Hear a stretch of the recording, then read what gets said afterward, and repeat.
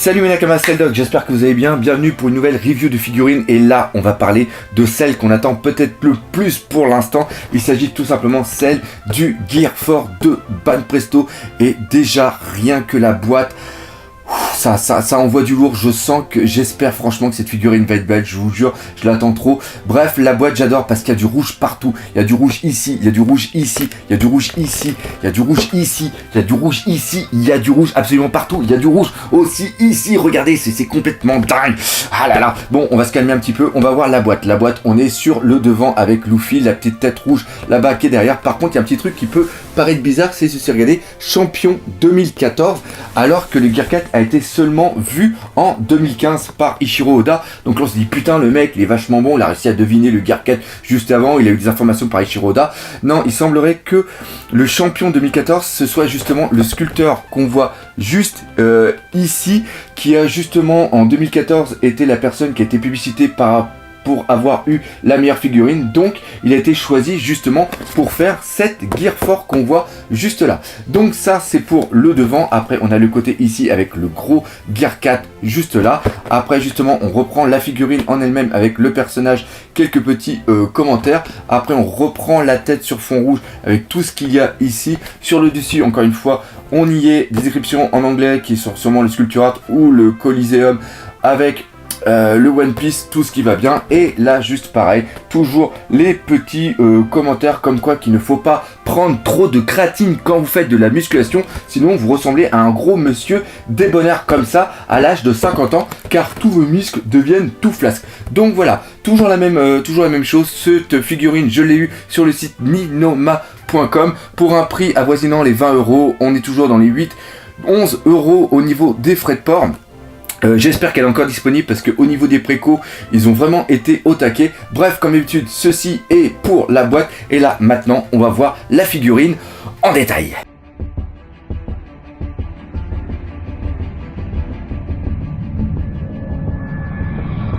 Voilà la figurine une fois montée et je dois dire qu'elle est superbe, elle répond vraiment à mes attentes, même si il y a quand même quelques défauts, il faut bien l'avouer, il faut être quand même objectif. J'adore la pose reprend vraiment la première apparition du Gear 4 quand elle se transforme devant Doflamingo, et ça en un sens je trouve que c'est vraiment classe, car ça va permettre à d'autres constructeurs ou même voire Banpresto de refaire d'autres figurines avec des attaques.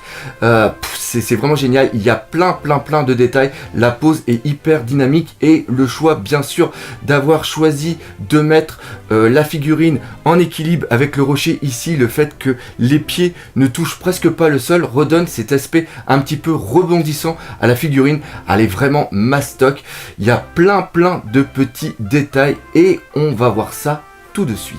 On va commencer par l'un des grands points forts de cette figurine, c'est tout simplement la tête qui est l'essence, qui est l'identité même du Gear 4. Regardez-moi ces yeux rouges avec les contours noirs, la bouche qui est vraiment présente, les oreilles sont pas disproportionnées, c'est vraiment génial. On a bien la petite cicatrice sous l'œil et c'est les cheveux. Il y a un effet de vent qu'on peut voir juste là qui vient justement un petit peu s'enrouler, c'est absolument génial. Il y a plein de petites mèches, c'est vraiment repris sur l'arrière de la figurine.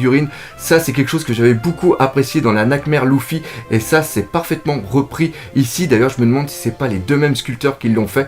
C'est vraiment génial, il y a tout qui est là. Le petit lassage de son chapeau, on y reviendra d'ailleurs après au chapeau qui est pour moi un petit défaut, mais le regard c'est vraiment génial. On a l'impression d'avoir vraiment le Luffy Gear 4 quand il se présente face à Doflamingo. C'est génial, la tête est franchement une réussite.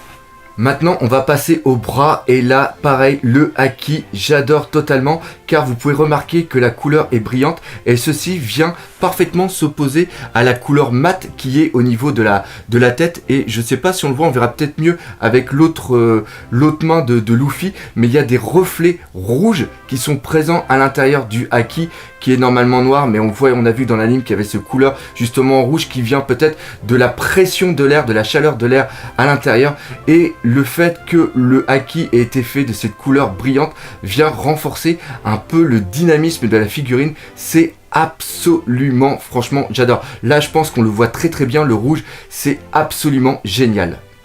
On va passer maintenant à la main de devant, là où j'avais eu beaucoup de crainte, car quand on avait vu les photos, il y avait une sorte de disproportion au niveau de cette main, et là on voit que c'est parfaitement bien retranscrit, le fait qu'il met sa main pour pouvoir viser Doflamingo. Encore une fois, regardez bien, il y a tous les reflets rouges qui sont présents, il y a pas mal de détails au niveau de la main, et ce que j'adore, c'est surtout les muscles, là on le voit parfaitement, il y a un gros travail qui a été fait au niveau de la sculpture, regardez-moi la franchement, c'est absolument génial.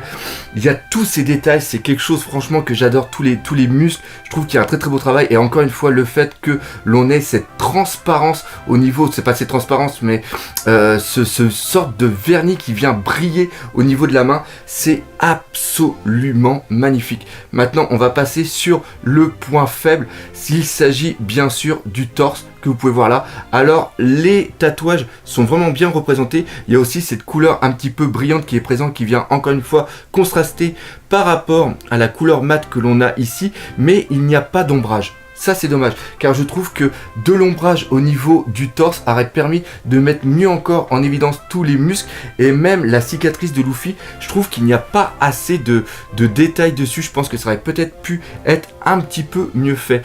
Et ce problème d'ombrage est surtout présent au niveau du chapeau que l'on peut voir juste derrière. Regardez bien le chapeau, pour moi c'est vraiment dommage, il n'y a pas ces ombrages comme on a des fois sur d'autres figurines qui viennent justement mettre en valeur tout le tressage de paille justement du chapeau, autant pour moi, veuillez m'excuser, je suis encore un petit peu ému parce que cette figurine est vraiment excellente, et ça pour moi c'est le manque d'ombrage de cette figurine vient vraiment un petit peu la plomber, car tout le reste est absolument superbe. Regardez au niveau des plis du vêtement, tout ça est vraiment présent. On a aussi les tournesols qui sont très bien faits, ils sont bien détaillés, et on voit que ce ne sont pas des autocollants qui ont été mis dessus, c'est bien une peinture, il n'y a rien qui est en relief. Franchement, je suis agréablement surpris. Pareil, cette impression que le t-shirt, que le gilet flotte un petit peu derrière, c'est très bien rendu, ça renforce un petit peu au dynamisme de cette figurine. Pareil au niveau de l'avant, quand on va aller sur la ceinture et le caleçon, enfin le shirt, putain j'en veux pour dire des conneries aujourd'hui moi.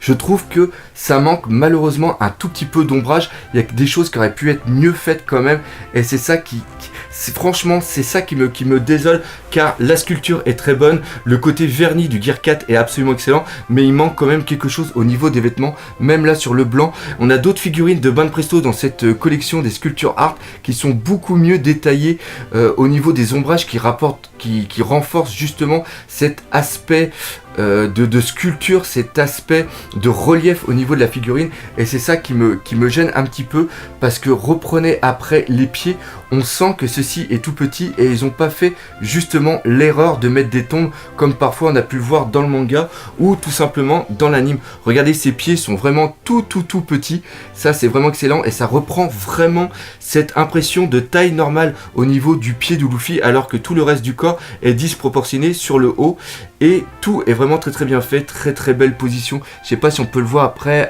vu que l'arrière c'est noir, mais les pieds, je trouve qu'il y a un très beau travail qui est fait dessus, il y a plein de détails, et après le rocher en lui-même n'est pas trop dégueulasse, s'intègre assez bien au niveau de la figurine. Pareil, peut-être une couleur un peu plus claire qui aurait repris par exemple des morceaux de briques du palais de Dressrosa aurait été mieux que cette couleur foncée, car ça aurait pu permettre justement de mieux faire ressortir le côté acquis avec le côté rouge, mais franchement ça serait pour chipoter, parce que tout le reste c'est très bien maintenu.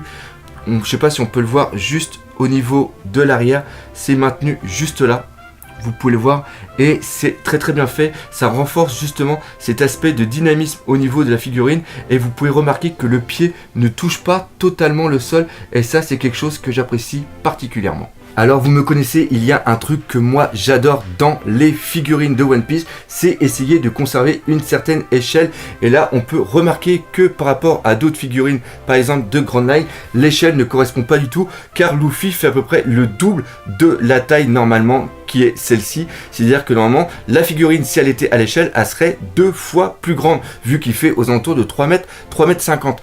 Par contre, ce qui est vraiment classe, c'est qu'on est exactement dans la même échelle que le Nightmare Luffy que vous pouvez voir ici. Et comme je vous ai dit tout à l'heure, on voit que au niveau des cheveux, ça reprend la gueule et tout. C'est vraiment une très très belle reprise, regardez ça.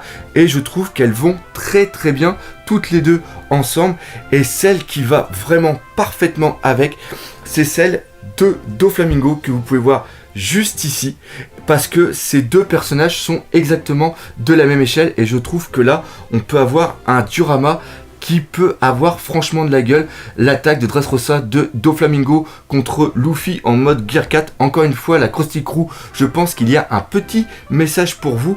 Franchement, si vous avez cette figurine et si vous prenez celle-ci, vous pouvez faire un truc vraiment classe dans la vitrine avec par exemple les mangas Dressrosa, excusez-moi, juste derrière. Franchement, on a atteint quelque chose de vraiment très très bon. Pour le prix, encore une fois, 30 € pour cette figurine, ça vaut absolument le coup. Pour terminer, je dirais que cette figurine m'a vraiment plu. C'est vraiment un très très bon Gear 4, même si elle a quelques défauts. Et ce défaut n'est pas au niveau de la, je dirais au niveau de la sculpture, mais c'est plus au niveau de la peinture et surtout des ombrages. Mais ça, en un sens, c'est pas trop grave, car il existe des personnes vraiment habiles de leurs doigts qui sont capables de faire des merveilles avec des figurines comme ça. Je veux bien sûr parler de Dwarf Painter qui arrive à faire des recolorisations de figurines absolument magnifiques. Au Japon, il y a un mec qui a réussi à refaire une colorisation de ce Luffy Gear 4 qui est absolument génial. Et quand j'ai contacté justement Dwarf Painter, il m'a dit que lui aussi était capable de faire des choses comme ça. Donc je vous invite à regarder son travail, ça vaut énormément le coup. De toute façon, les liens de sa page Facebook vont être dans la description de cette vidéo. Allez-y, il fait des recolorisations de personnages de One Piece, mais aussi de personnages de Dragon Ball et aussi d'autres petites figurines je me rappelle plus du tout où c'est. Regardez-le, ça va vous faire plaisir aux yeux, ça vaut vachement le coup. Voilà, cette vidéo est maintenant terminée, j'espère que vous l'aurez bien appréciée. Si c'est le cas, comme d'habitude, n'hésitez pas à partager, liker, parlez-en autour de vous, commentez, défoncez la gueule de ce putain de pouce bleu. Et nous, comme d'habitude, on se dit à bientôt pour de nouvelles aventures One Piece. Allez, salut mes Nakamas.